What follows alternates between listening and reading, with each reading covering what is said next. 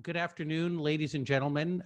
My name is Tarek Masoud. I'm the faculty director of the Middle East Initiative at the John F. Kennedy School of Government at Harvard University, where I'm also the Sultan of Oman Professor of International Relations. And it's a great honor to welcome you to this afternoon's event entitled Making Art Out of Agony, James Snyder in Conversation with Joseph Cedar. What I want to do before I turn it over to James Snyder, who will be the star attraction along with Joseph Cedar, is to describe the Middle East Initiative a little bit for those of you who are not familiar with it, and describe this, and to put this meeting that we're having in a larger context. So the Middle East Initiative is really the Harvard Kennedy School's bridge to the Middle East, and it is one of the parts of Harvard that is crucially focused on thinking about the fate of the contemporary Middle East. And there's perhaps no greater issue in the contemporary Middle East than the very fraught encounter between Israelis and Palestinians. And that's what today's event will focus on. We are really thrilled to have as our host for today's event, James Snyder, who is a senior fellow at the Middle East Initiative. And he's a really quite remarkable person. And so I wanted to describe him a little bit. James is an American. He was born in Pittsburgh, Pennsylvania, grew up in the Monongahela Valley, as he is very fond of always telling me.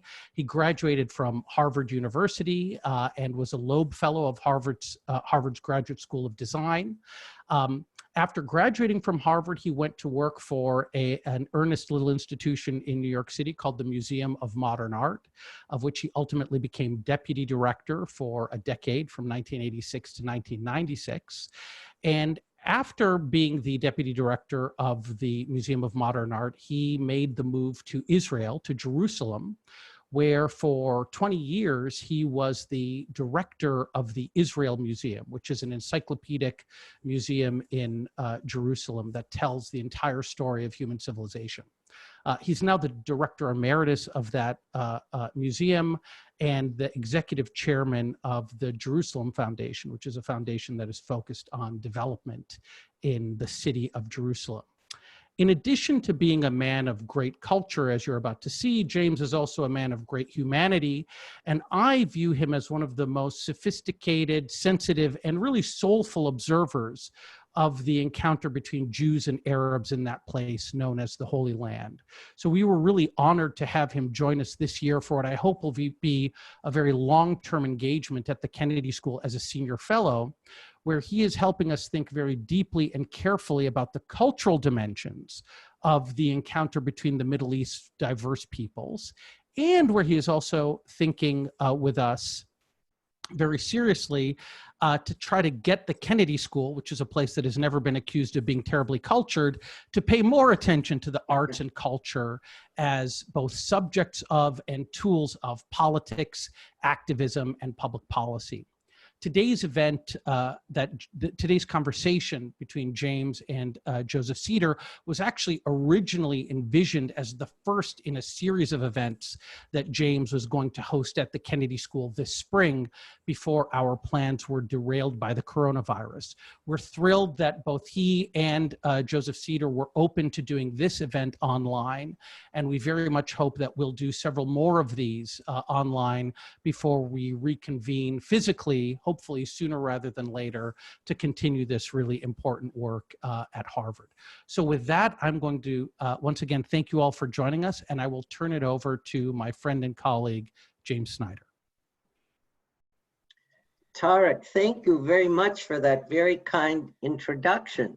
You know, today is the 48th day of Tina's and my stay at home in Poundridge, New York. It's the first time ever that I have actually been in one place for that long in a great many years. So to hear that little reprise of what the last several decades have been about was a very nice thing just now, so thank you. And again, welcome to all of you who are with us. I've been on many Zoom, I've been in many Zoom encounters in the last 48 days. This is actually the first time that I'm participating in a conversation like this, where we see Joseph and Tarek and I see one another's faces. We don't see the rest of your faces, but we're really delighted that you're here and with us. To talk about the series just for a bit more, there's a kind of BC moment that is before Corona moment. And now we are doing this in real time in the DC moment, that is the during Corona moment. Let's hope soon to be in the AC. We're not there yet, but let's hope that we're going to get there. As Tarek mentioned, when we envisioned this series, of course, it was before Corona. Our idea was that in Cambridge, several times throughout the year, we could have these opportunities for conversations together with creative personalities who understand and appreciate and have absorbed Israel through a number of disciplines and in creative culture through a number of mediums. The notion in the overall for the series is to explore the complexities of the Middle East, but to do it not through a political lens, but rather through the lens of creative culture. And actually today is our toe in the water. This conversation, which I'm delighted to do with Joseph Cedar, the co-writer, director, and producer of Our Boys, who is also a dear friend of many years standing. This is really the inauguration of what we hope will be a series ongoing. To start, I think I would just like to talk for a bit about why I'm doing this and why we're starting with Joseph. Tarek has already mentioned my history a bit, my adult and professional history a bit. Where I want to focus for a moment is on 1996, which was the year that I left MoMA, that Tina and I with our kids left New York to go to Jerusalem. None of us had ever been there. I left to go to the Israel Museum for a reason that I'll describe in a moment. Seeing there a great challenge and a great opportunity, but really leaving a background very distinctly different. We arrived in Israel, and not only did we feel that we were landing from another planet, everyone there told us that we were from another planet. My own academic background is as a modernist art historian. My whole focus until we went off to Jerusalem was looking at 1850, looking at that moment in time which can be identified as the invention of modernism. And for me, everything was about the unfolding of modernism from that moment. I'd never really thought about what preceded it. We arrived in Jerusalem, I arrived at the Israel Museum, and it was an entirely new context, and it was an entirely different opportunity to look at a world cultural narrative that started at the beginning of time, that would come to the present, and to do it from the centrality of Jerusalem, a city that has a huge amount. Forget about politics across time and certainly in the modern era, and just think about that geographic location and that flowering of civilization in a place like Jerusalem, and attach that, make that an anchor for a story which is about the narrative of world culture across time and around the globe, from the beginning of time to the present. Not today, but on another occasion. For any of you, I'm happy to talk about the privilege that it was actually to engage for a couple of decades with the Israel Museum and to use that landscape and those collections to illustrate that kind of story from Jerusalem as its center point. So that's 1996, and I want to fast forward to 2008, which is the year that Israel became 60 years old. I had been in Jerusalem and at the museum for 10 years, for a decade. And in 2008, 6 museums throughout Israel were asked each one to take a decade of the flowering of art in Israel throughout those 60 years.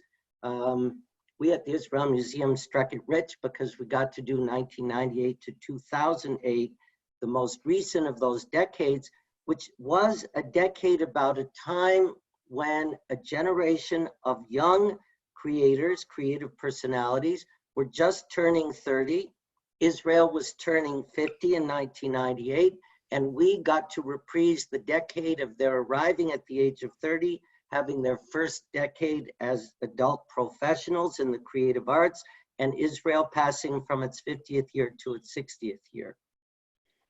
Our observation from a curatorial point of view at the museum was that that decade was a propitious opportunity for artists and creative figures to disconnect from the burden of history that had to do with the founding of the state, that they could be not about the notion of the state of Israel rising from the ashes of World War II, but rather they could be a next generation that could really take a more personal, self-reflective, in a way self-effacing, and therefore humorous approach to looking at contemporary creativity in every creative discipline. We produced a show at the museum that year, which was called Real Time, and it was really about watching the flowering of those young artists who were coming of age at that moment.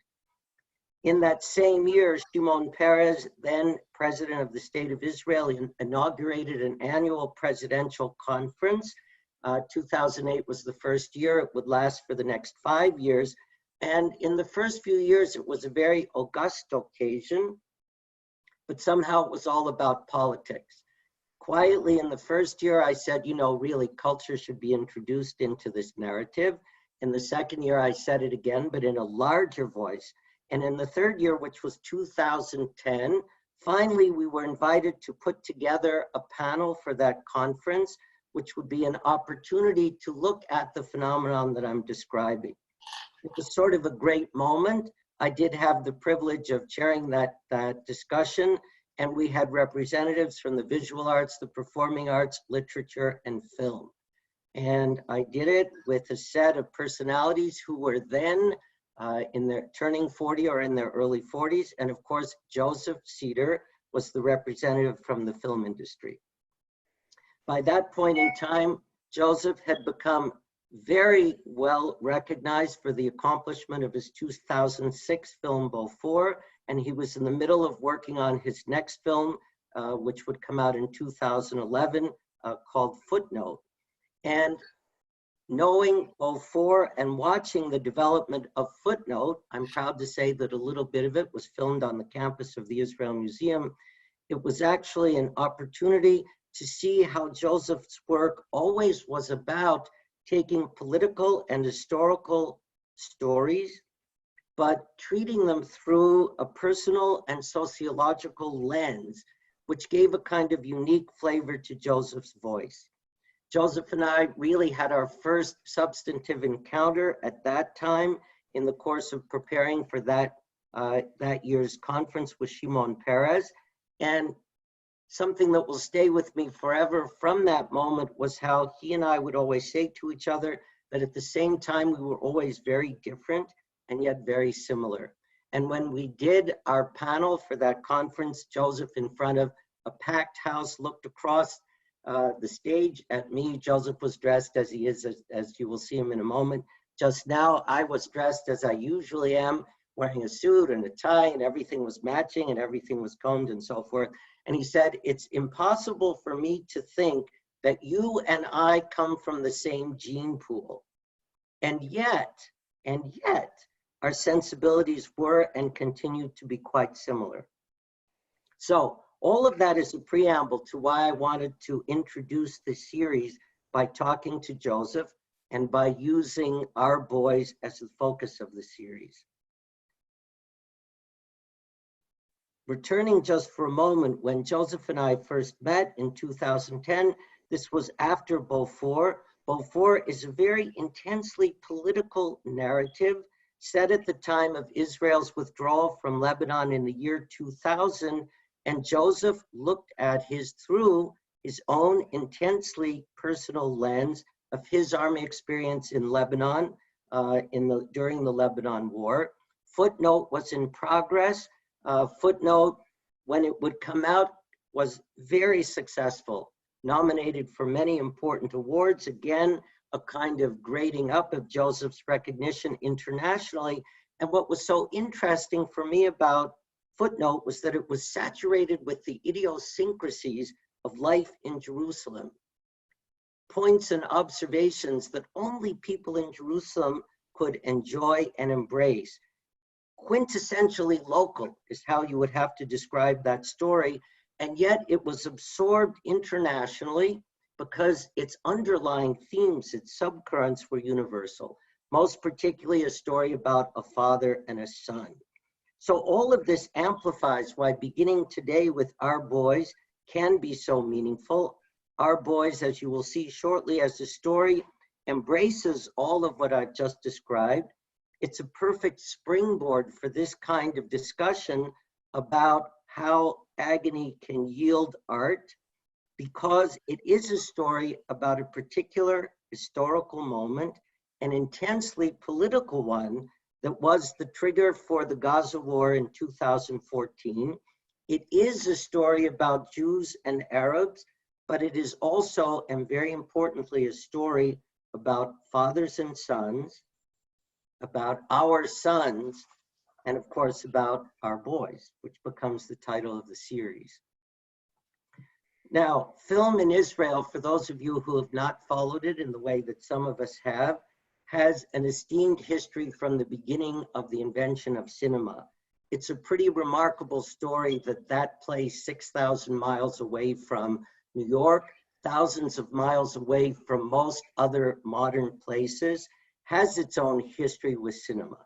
So that is one phenomenon. And the second, of course, is the one that I've already described about what happened in 1998, and then thereafter and through 2008 and beyond.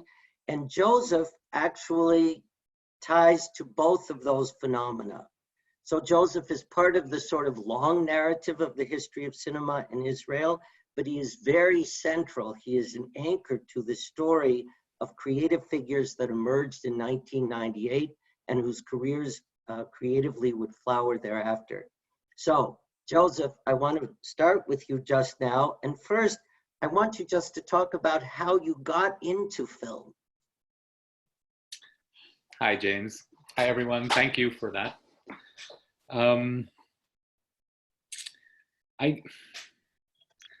I would say that in high school, I knew that I would be making movies or theater, but it didn't seem like a plausible career choice. It was just something that I hoped I'd have a chance to do.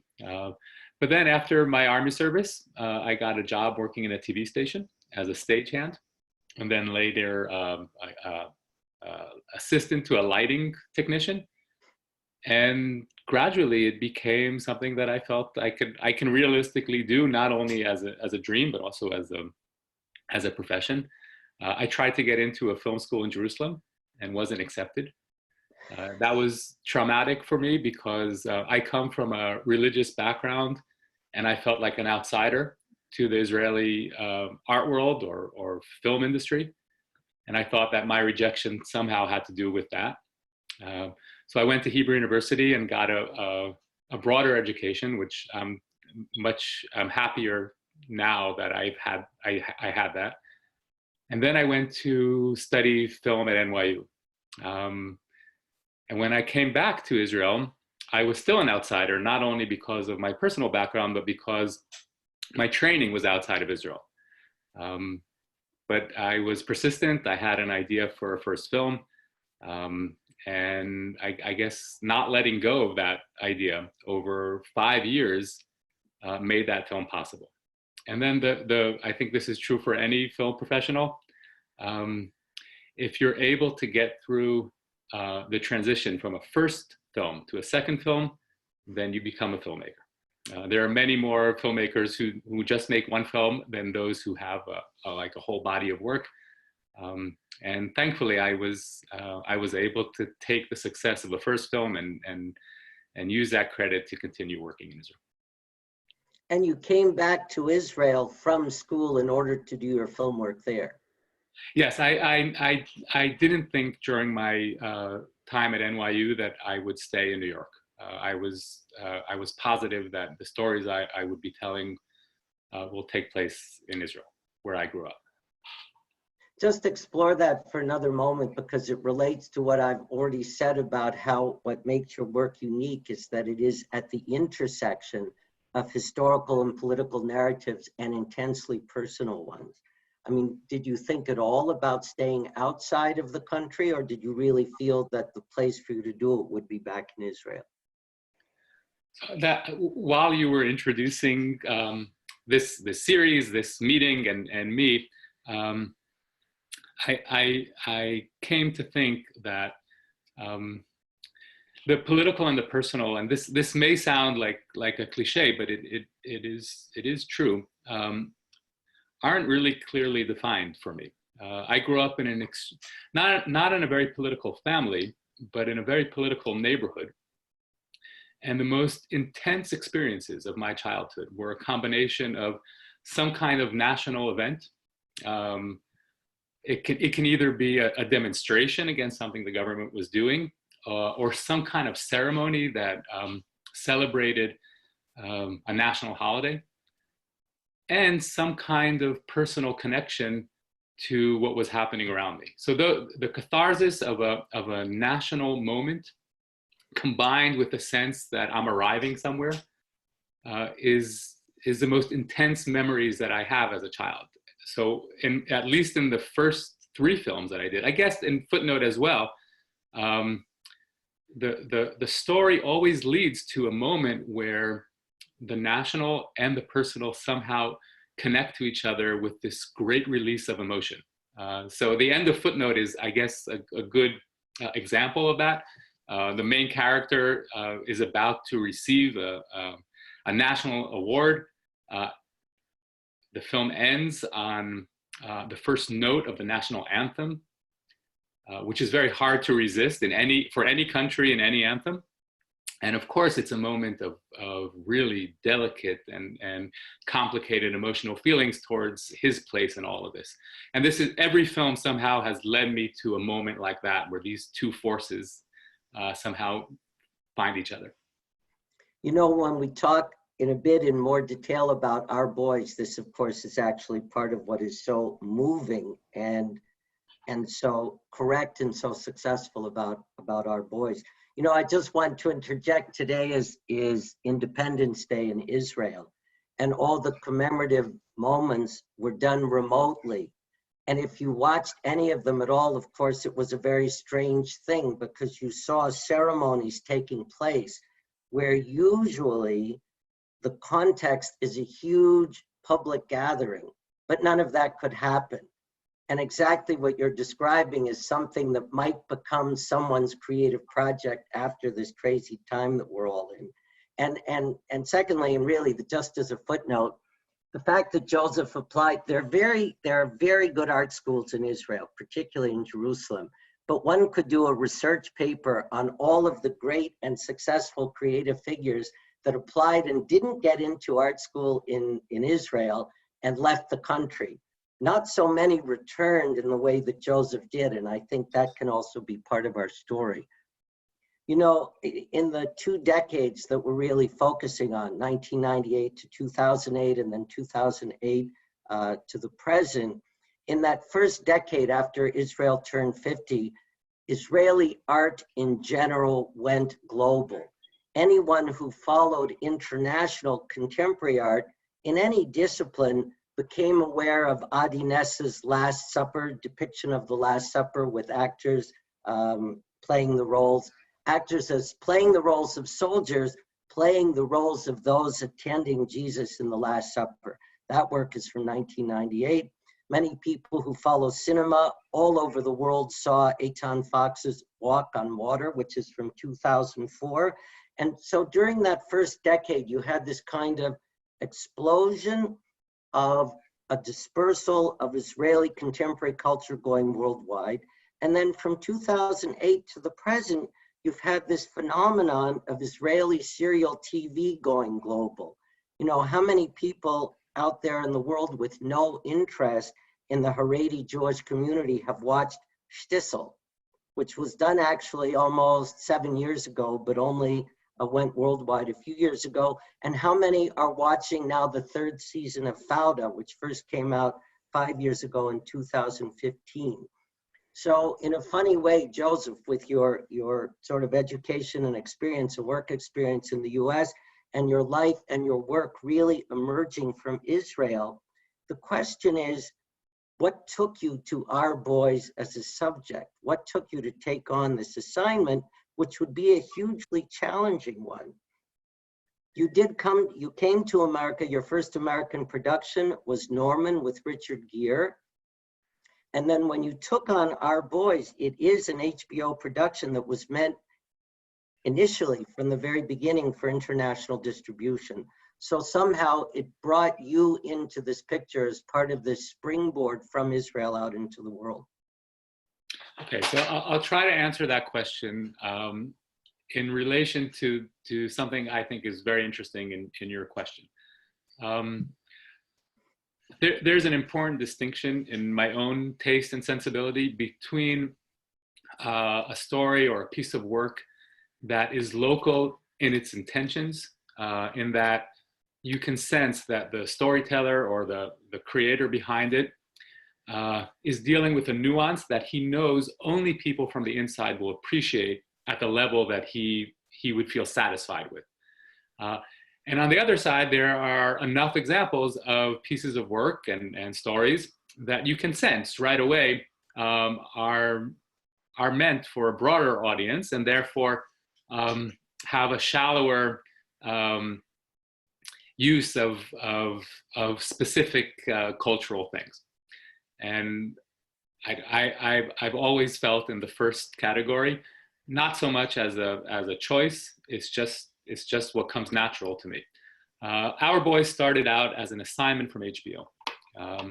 There was a conversation between an Israeli television executive named Avi Nir and one of the presidents of HBO. They wanted to do something about the region, something that touches a conflict. They wanted it to be serious. This was after Fauda was out, and at least if you listen to the way HBO executives speak, they're not television, they're HBO. And if they're going to do something on their own, it has to be different than everything else. So we had license to do our own thing that is different than Fauda. So the Israeli executive, someone named Avi Nir, approached a great television creator in Israel named Chagai Levi, who created In Treatment, and which is basically, I think it's the first Israeli format to cross the ocean and succeed all over the world. And he approached me. And I think he approached me because he knew that my sensibility would be focused inward, something that is not universal in a simple way, and that would touch things that are sensitive for Israelis. Now, this is a pretty serious assignment. How do you take the HBO platform, which is really amazing? It's the best television platform in the world. And this assignment to do something meaningful about our home, how do you do that without feeling like you're betraying this opportunity? So we were looking, the idea that it would take place in the summer of 2014 was a given. This was a dramatic summer. 3 Jewish boys were abducted, and then 3 weeks later were found dead.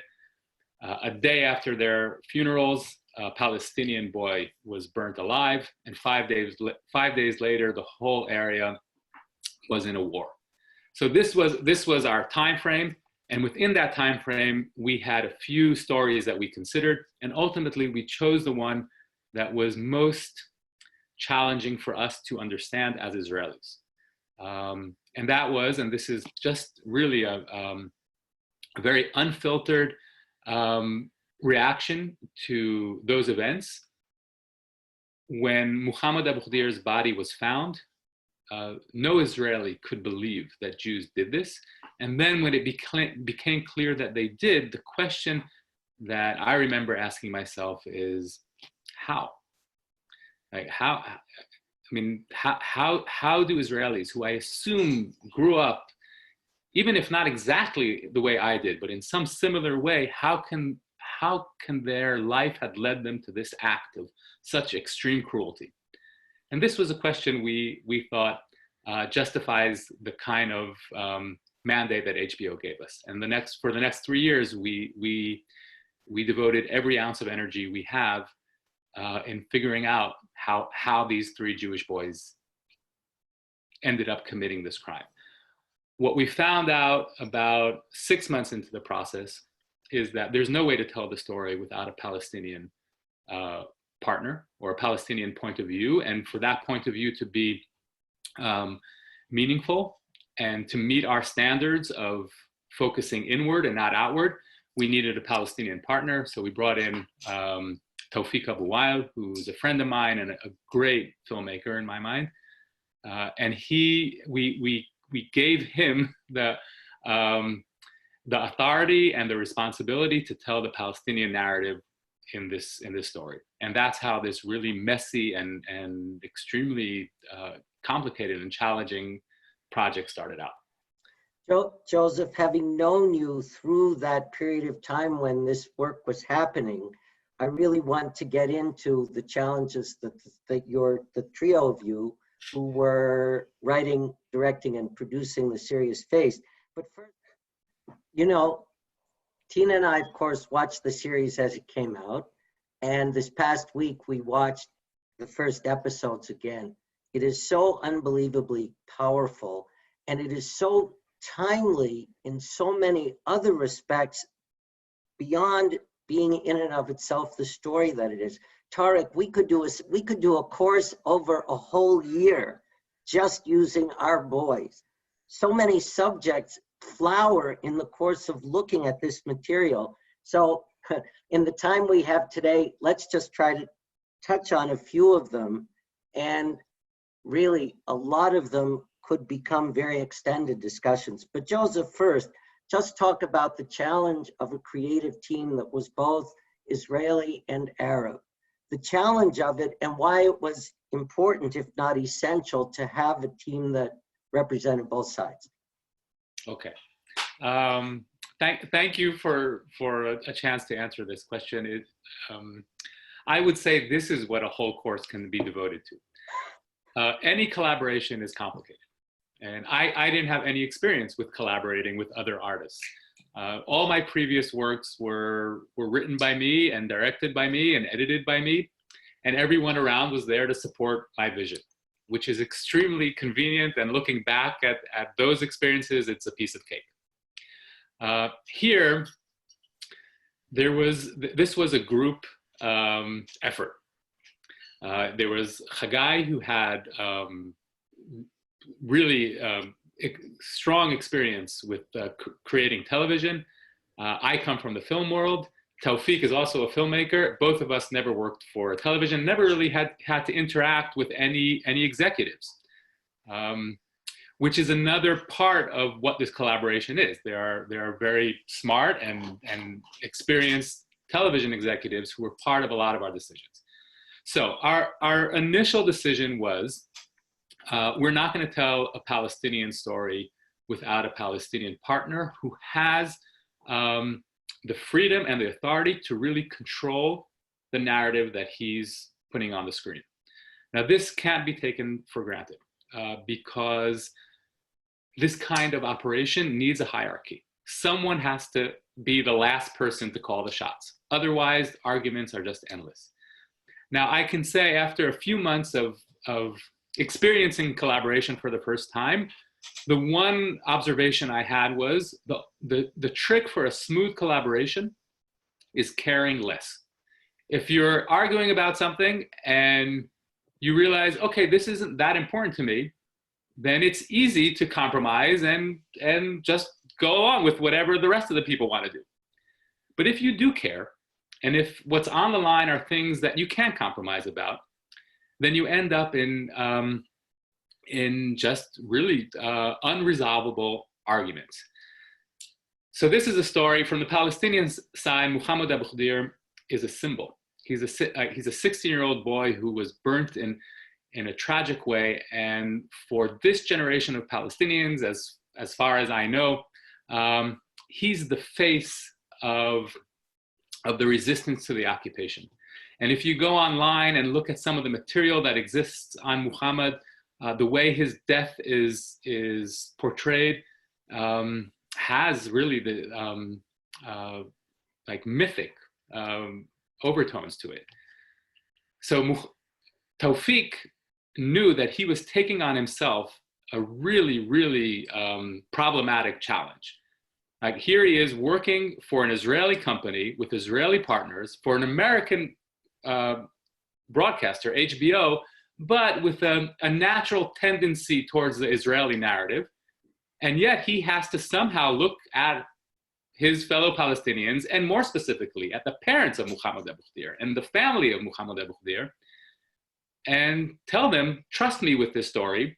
I'll do you right. I'll give the Palestinian narrative its proper place. Not really fearing that he doesn't really have the power. So he had to be extremely stubborn. On our side, I think both Chagai and I felt some responsibility towards the Israeli narrative. Chagai and I are not on the same page about everything.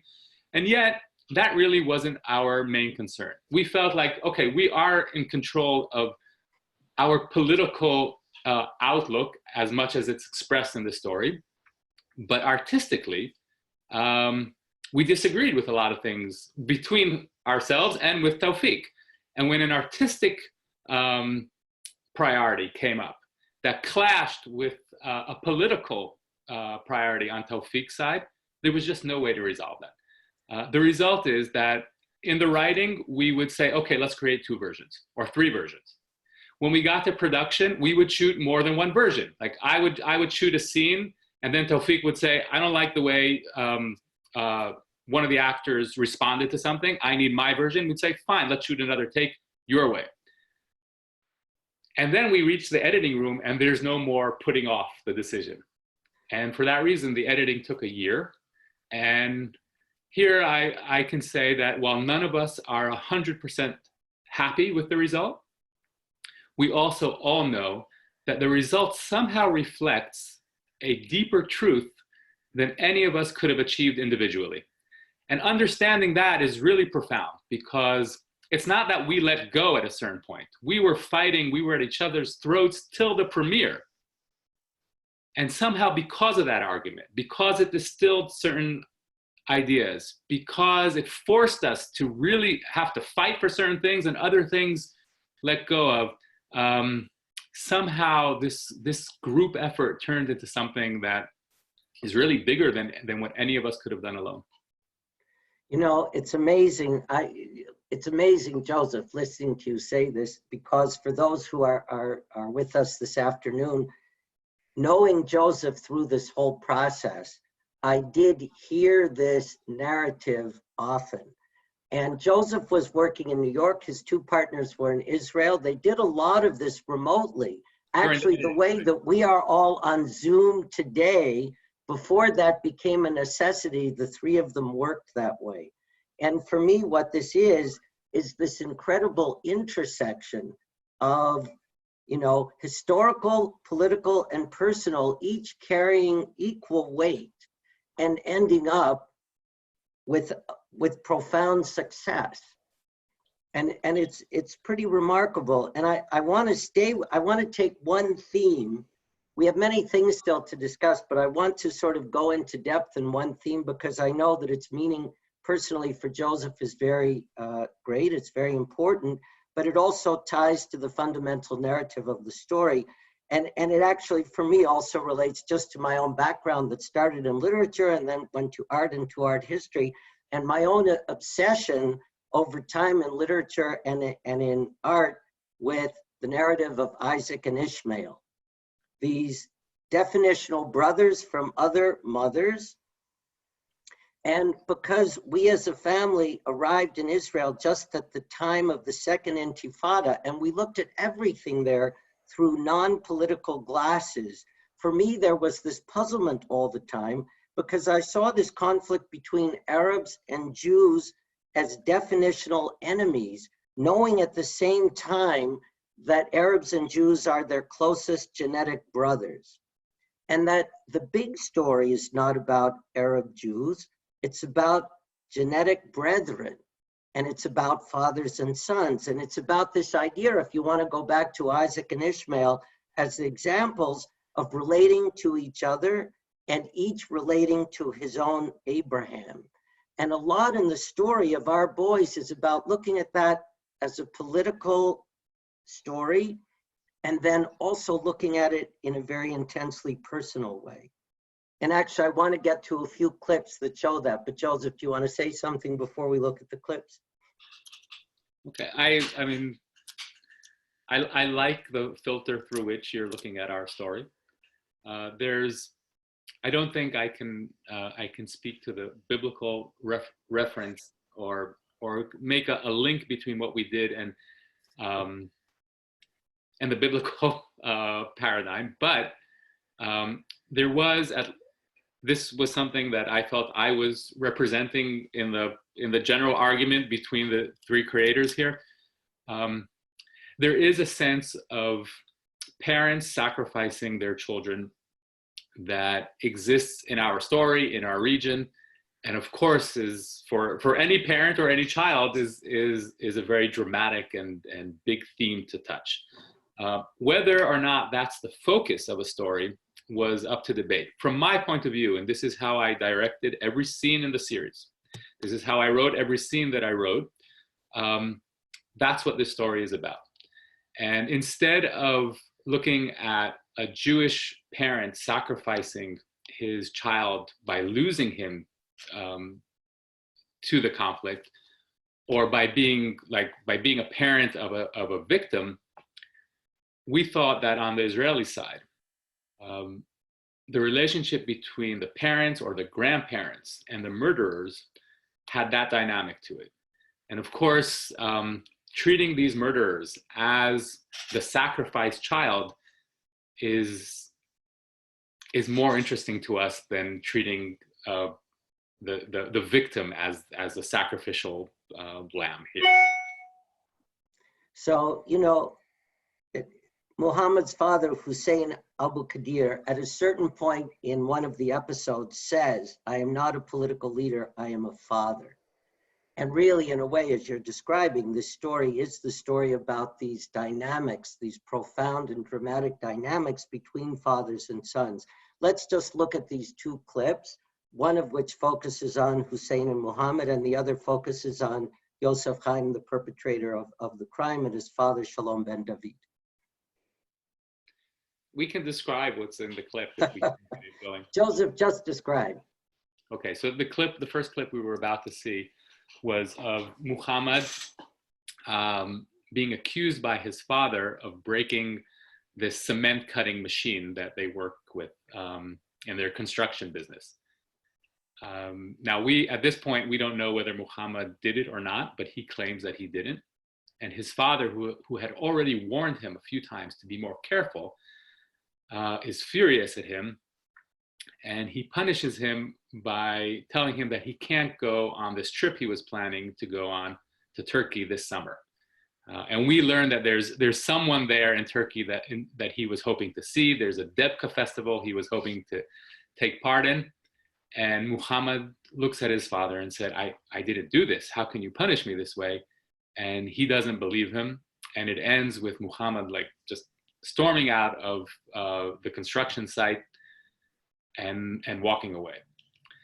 This is not based on a true story that happened to Muhammad.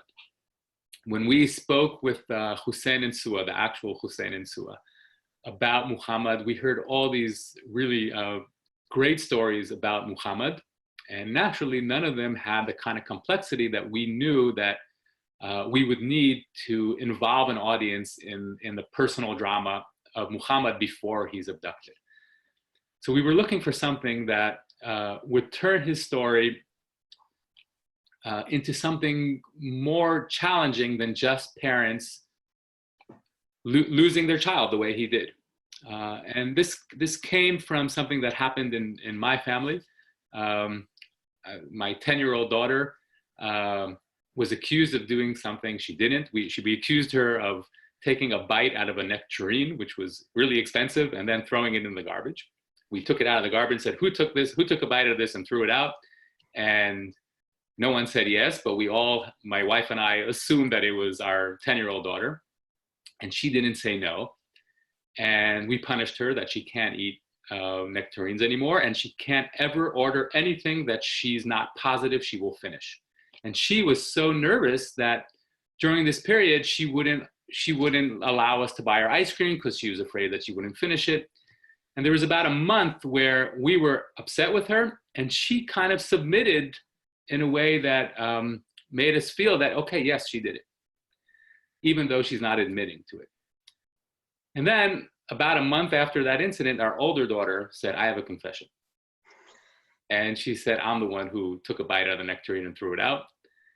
And immediately my wife and I looked at our younger daughter, and the relief on her face was amazing because she's off the hook. She was right the whole time. The story that we gave Muhammad assumed a situation where someone is punished for something they didn't do by their parents, who are strict and are like sure that they're educating their child in a way that will teach them a lesson, but then kidnapped and murdered before they have a chance to correct that mistake. So that felt like a situation that it's just dramatically, it's so powerful and complicated for a parent, and it gave us material to work with before it's clear that Muhammad is dead, because there's a few hours there when there's a question mark whether he'll come back or not, and then just living with the thought that he was lost before there was a chance for the father to fix this thing, gave it another layer. So that's what that scene was about, and it's a filter through which we were able to look at all the characters involved. The person who actually did break the machine is Muhammad's brother, which gives him a whole other layer in dealing with the killing of his younger brother. So this was a kind of dramatic tool that we used. We did tell Hussein and Sua that we're doing this. We had to ask for their permission, and they loved the story. They said, yeah, this is great, even though it's not true. So we felt comfortable in that sense. It's very powerful. Joseph, I have something to say, but I want you to comment before I do. So maybe I should just explain the situation here for those who haven't seen it. It's a bit of a spoiler, but I guess there's no way around that in this kind of conversation. We at a certain point, we understood the complexities of the family drama around the killers, and it was just, it's something we could have never written out of our imagination. So the three killers are two cousins who are 16 and their 29-year-old uncle. The two characters that we see in this clip are the uncle, Yosef Chaim, who's 29, and his father, who's the grandfather of the younger killers. Now, what happened in the trial is that it became clear that the more responsibility the uncle takes for the murder, the less responsible the younger nephews are, and therefore can expect a more lenient punishment. And at a certain point, the grandfather, Yosef Chaim's father, understood that he needs to put pressure on his son to take more responsibility. The reason this was even a question was his defense in the trial. Yosef Chaim's defense was that he was insane, and if he's insane, he's not responsible. And if he's not responsible, the two younger nephews have to be responsible. So he comes to his son's prison, and he starts out by asking for forgiveness for not parenting him in a way that would have given him the tools not to have made this terrible mistake in life. And after that, he asks him to do something that, as you said, is maybe the only redeeming thing someone who's done such a horrible thing can do. And that is take the responsibility. You did this, and let your underage, your minor nephews go on with their life, not without punishment, but not with life in prison. And of course, the answer that he got is what we see and is what happened in reality. It's so complicated. If you put yourself in that grandfather or father's shoes,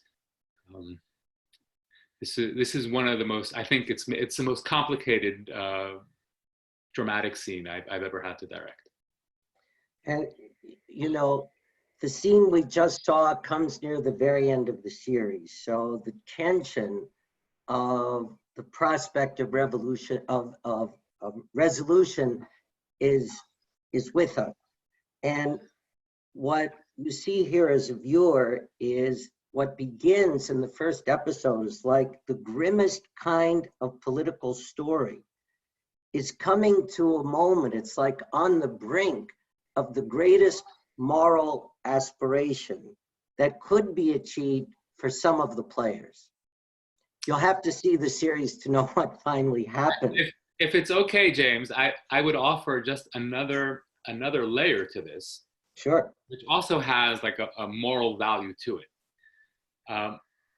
There were a lot of people who were putting pressure on Yosef Chaim's lawyer to plead insanity, because what they were saying is that if Yosef Chaim takes responsibility, it's a kind of stain on Jews historically that the Jewish community around the world can't handle.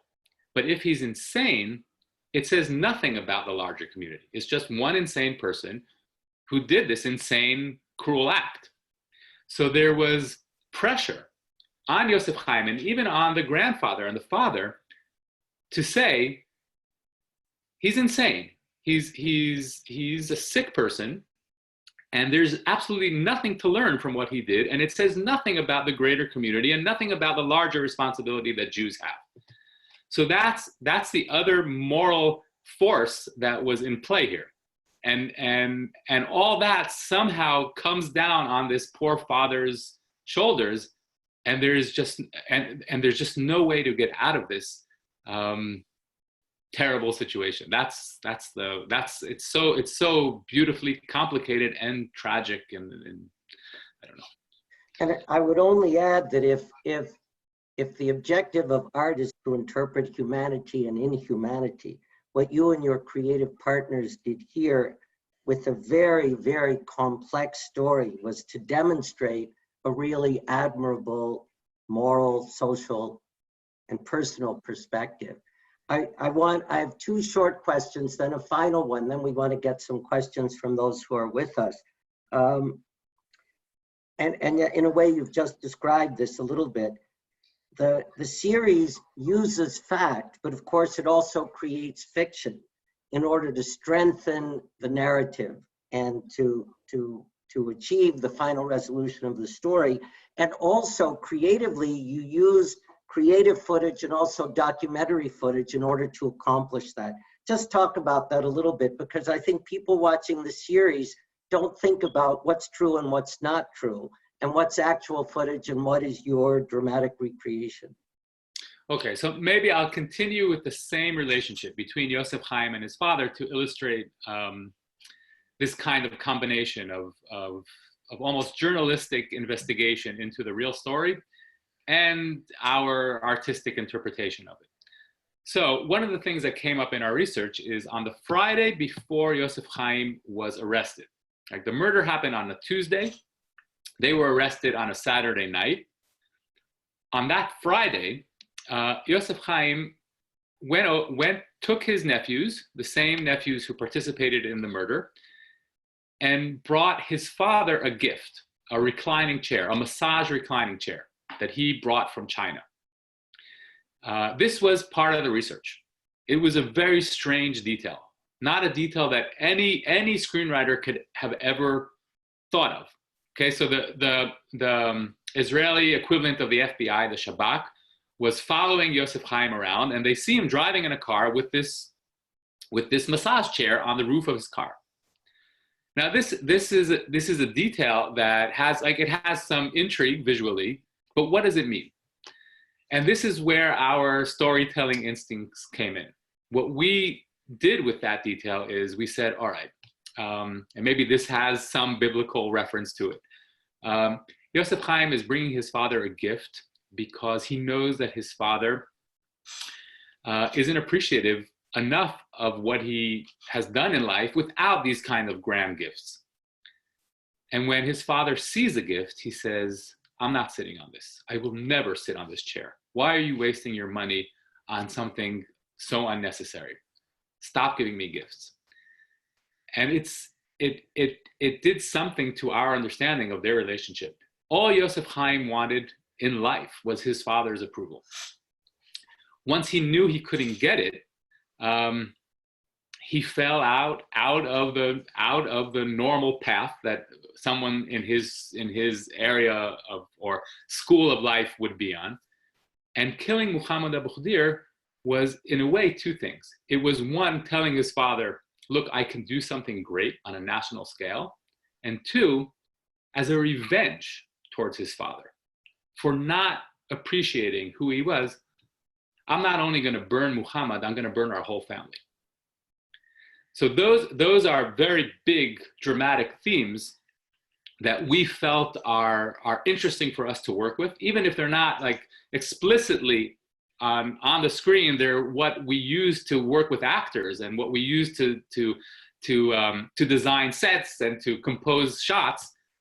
And they're all derived from this detail that is taken out of the investigation that we found. And I would say in every scene or every episode, there's something like that is documentary, it's real, that we had to kind of play around with and turn it into something that had another, I would say, poetic layer to it. You know what? That's a very clear example of this notion of how art interprets agony. If that's our subject for today, you've really just addressed it. I have one more question before we ask for questions from our guests. What was the response both in Israel and out in the rest of the world to the series when it started and by the time it concluded? Okay, so I should say that at least in Israel, it was seen by everyone, which almost makes any other kind of response less interesting. It generated a lot of controversy and argument, and for that reason, people watched it. So that is gratifying. The main criticism that we heard from Jews, not only in Israel but everywhere, was why is this story focused on 3 Israeli killers and a Palestinian victim, and not on 3 Israeli victims and Palestinian killers, which would be a reasonable story to tell. And the answers we have are, there are many answers, and if you ask Hagai, he will say one thing, and I will say something else. Tawfiq definitely has his own answer. But at the end, it's not a political answer. It came out of our genuine need to challenge ourselves with a story that is not solved before we even start working on it. Telling the story of victimhood can be melodramatic or can be effective emotionally, but it's a story that has already been told for the Israeli public. The mourning and the grief and the tragedy of the 3 Israeli teenagers who were abducted and killed is the narrative that Israelis live with. And it's an important narrative. And as the parents of those 3 victims say, it united Israel and it united the people, not only Jews, but this was a very big event. But that narrative was told and it's understood. The narrative we chose to tell is on the sidelines of that. It's the story of a Palestinian victim and 3 Jewish killers. And it's something that we had to go through this long process to fully understand and hopefully give that to our audience. And that's the reason why we chose that. I understand why many Jews were upset with that decision. Victimhood is a very important component in Jewish identity, definitely in the Israeli context. If you're not the victim, then you're not morally justified. So taking away victimhood is taking away something that's too big for many Israelis to give away. We have to stay the victims, otherwise we're just wrong. So if this story does that, it's very hard for many Israelis to swallow. And yet that's part of what I think a good story should do. It should challenge something as basic as that. You know, could I say, with the criticism that it received, there was also a huge amount of embrace. And actually, I meant to say this at the beginning. Today in Israel, they awarded the Israeli equivalent of the Emmys. Our Boys was nominated in 14 categories and it won in 14 categories. So challenge and criticism aside, clearly there has also been embrace here. So I can tell you that if we're taking the title of this conversation and putting it over that, like getting professional acknowledgement and awards for something that depicts agony, which isn't necessarily my agony, is really complicated. I mean, anyone who attends film festivals knows this experience. You go to Cannes, which is the most glamorous and luxurious place on the planet, to watch films about people who go through terrible agony in terrible conditions. And it's, in some way, that's a cathartic experience for the lucky people who get to experience this agony in the luxurious Cannes. I don't know how to resolve that. All I can say is that the intentions while making it, making a series like this requires so much work and so much determination that it's never really about the acknowledgement. It just can't be. And finding a way to express agony, your character's agony, not your own agony, is, I think, a worthy artistic intention. Great. Thank you, James, and thank you, Joseph, for that incredible discussion. Can I actually abuse my position and ask the first question, which Joseph may or may not want to answer? But you described, Joseph, in your work with Tawfiq Abu Wa'il, that there were times where you had such deep disagreements that ultimately you had to compromise in the final product, and there are things in the final product that neither of you are happy with. Can you describe, for example, something that Tawfiq won on that you were not quite happy with, and another thing that maybe you emerged victorious on that Tawfiq was relatively displeased with? Okay, so yes, I can. There are some things that are more macro about the big decisions, and then there are some things that are more like in the tiny details that require decisions while you're working. So I'll give you an example of a macro argument and a more detailed one. On the macro argument, this question of who's the victim, who started. If you ask Tawfiq, okay, the story doesn't start with the abduction of 3 Jewish teenagers. It starts with the occupation. And since we do start the story with the abduction of 3 teenagers, even though the criticism we've heard is they're not the emotional center, still, narratively, our story starts with an abduction of 3 Jews without any context. This was something that we had to argue about. Tawfiq felt like, okay, if I'm cooperating with an Israeli production, this is something very basic. And if we're not putting the occupation in the beginning of the story, we somehow have to compensate along the way. We have to give the larger context. The Palestinian terrorism doesn't exist in a vacuum, and the Israeli reaction to it is not just Israeli terrorists, but it's the Israeli military that is killing Palestinians. So these were big themes that he had to fight for. And I would say that not starting the story with anything that deals with the larger context of the occupation was our win. But many of the speeches that Hussein has along the way in the story are his way of compensating for that decision. And in many cases, I felt like some of the things that were coming out of Hussein's mouth were didactic. They felt like a political speech. And I would say to him, dramatically, I don't believe this moment. And he would say, too bad. I have to have this text. I have to have him voice these claims. Otherwise, they're going to kill me. Literally. Okay, so that's like a macro thing. The more specific arguments that we had, and this really daily, and I can give you one example, but there are thousands of them. So for instance, in the second episode, Hussein is brought into a police station and he's interrogated at first. He's not so much like accused of something, but they're not sure that his son is missing because of a terrorist act, but they think maybe he had some kind of fight with his son and he ran away. And there's this whole gay theory going on. So they lock him up for a few hours. Right? So here's a father who comes to the police saying, my son was kidnapped, and they interrogate him instead of, okay. Now, when you speak to Hussein, he describes the story one way. When you speak to the police officers who did the interrogation, they describe it a little differently. And the way this expressed itself in the script is there's one police woman who interacts with him. And I thought she needs to be very compassionate towards Hussein and Sua, even in a way that feels exaggerated. So yes, they're locking him up and they're interrogating him, but still she understands how terrible this situation is for him, and she does everything she can to show him that she has sympathy towards his situation.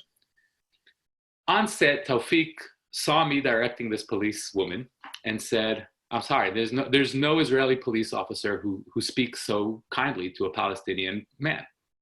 And I said, all right, let's try to like bring it down a notch, but still she can't be a villain here. She has to, I don't believe that any Israeli police woman would be so cruel to him. So we ended up taking different takes. Now you can imagine how nuanced the differences is. Like I would see someone and say, all right, that's pretty much what I believe. And he would say, no, she's too nice. So these are the kind of things that we would fight over. We're both on set. I'm talking to the police officer saying action. He goes and talks to the police officer and says action. And we get to the editing room and somehow we have to decide what the tone of the scene is. And there's no way to resolve that. You and James talked about the reaction to the series in the Israeli Jewish community. Can you talk at all about how Palestinians have reacted to the series?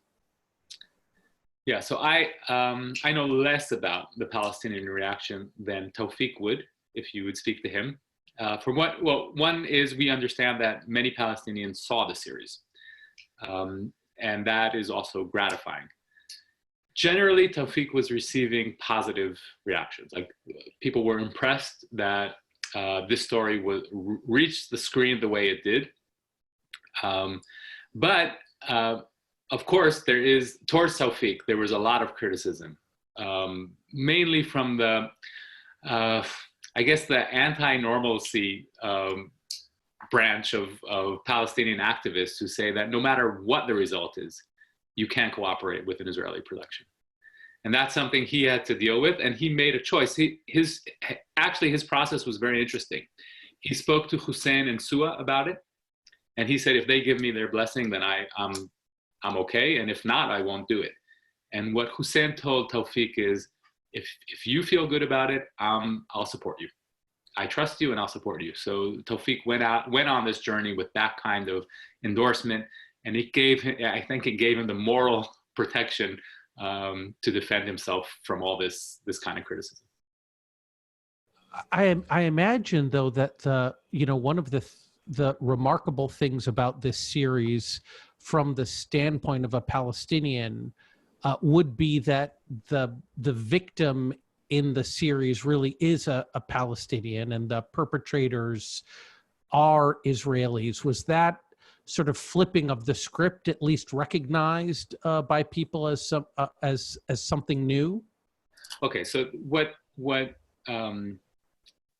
our audience needs to understand is that putting the perpetrators in the center of the story is not only anti-Israeli, it also humanizes them. So for instance, if you imagine a series that would humanize the way we humanize the Jewish killers, that would humanize Palestinian terrorists, there is no way Israeli society would accept that. So it's not only about who's the victim and who's the perpetrator, it's whether you're using your dramatic tools to create sympathy for someone that politically is very hard to sympathize with. So what Tawfiq says, and I hope I'm doing justice to what he would say if he were here, is Israelis have enough power to be self-critical. Right? They're free enough. They have the kind of freedom that allows them to really look inward and say something that is hard for their own tribe to accept. And as long as Palestinians are under occupation and don't have that freedom, they can't afford to be critical towards themselves. Now, Tawfiq went as far as he could in putting in some question marks about different alliances within there's a whole storyline that has to do with organized bereaved families on the Palestinian side, which in my mind was fascinating. But there was just so much criticism he can allow himself to do. And the way he explained it is that if I was Israeli, I would be telling a story about our killers too, but I'm not. So I have to tell a story about our victims. We're coming up on the end of our time. And James, did you want to add anything else? I just want to conclude by thanking Joseph for this great conversation. We have spoken many times in the past. It's the first time that we're doing it in a virtual way. So really, Joseph, thanks a lot to you, and Tarek, thanks for facilitating us today. Thank you. Thank you both. And, thank you all for joining us. This was really an incredible discussion. And Joseph, James and I want to obligate you and Tawfiq to come physically and join us at Harvard once we've achieved victory over the coronavirus to pursue this conversation further. Okay, it's a date. All right. Thank you, everybody. We'll see you again soon.